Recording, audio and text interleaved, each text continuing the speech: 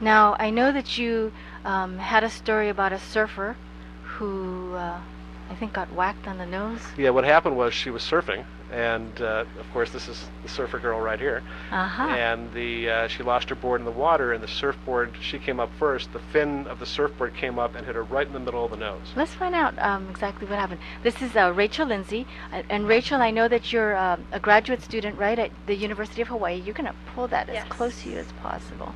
And what are you studying at UH? Currently, I'm getting my PhD in athletic training. Wow. Okay. So you've been an athlete as a surfer, correct? Well, I'm from the East Coast, so I played field hockey back in Pennsylvania. I don't even know what that I know. No one knows what that is here. It's hockey, played in the field. Yeah, Got it. basically. So I moved here about 4 years ago to pursue my graduate degree and took up surfing.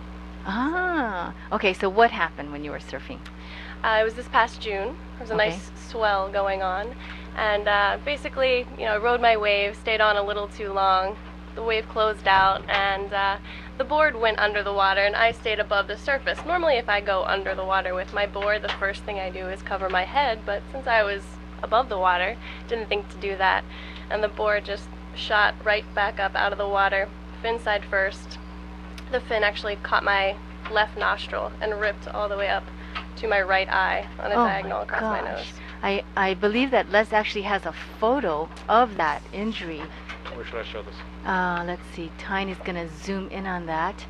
And of course, Ben is probably, cringing because Ben is, of course, a professional surfer from long ago. And I'm sure Ben has had his share of injuries as well on the surfboard. So so this is the how she looked before she got the stitches. Oh. So you can see. Was that right after you just went right in and was, oh my gosh, it's all bloody. Ooh. Okay. And then the next picture, this is after the surgeon put 32 stitches in. Oh my. So really nice sewing job on that one. And then, so she came to see me the following day after the treatment. So the injury happened on a Friday, and she came in on a Saturday. I came in to see her. And now this is that following day. It's before I gave her treatment. So it looks pretty nasty. Yeah. She's a little concerned. Not the happiest girl I've ever seen in my life. These pictures were never intended for public use. I was taking them for my mother to send back to Pennsylvania. So. Well, we appreciate that you're sharing that with us. So then, but you'll see a dramatic change because from the day after from the time I gave her the first treatment, she Rachel did not take any pain medications. Oh. So you didn't take any. No. After one treatment. Is that normal, or what's the usual? We get, if you don't have that kind of laser treatment, then normally you'd be taking pain pills probably for a couple of weeks. Oh my goodness. We're talking, serious pain pills because it's serious pain. It's a wound that has to heal. You can be a little cognizant of that monitor so we can lift it a little higher. Okay. There we go. So this one is 2 days after the first treatment. You can see she's already feeling happier. You can see the change starting to make to her nose. 2 days. That's just 2 days. And now, I said, let's do treatments every other day. We did 5 treatments over 10 days. And that's how she looked 11 days after her injury.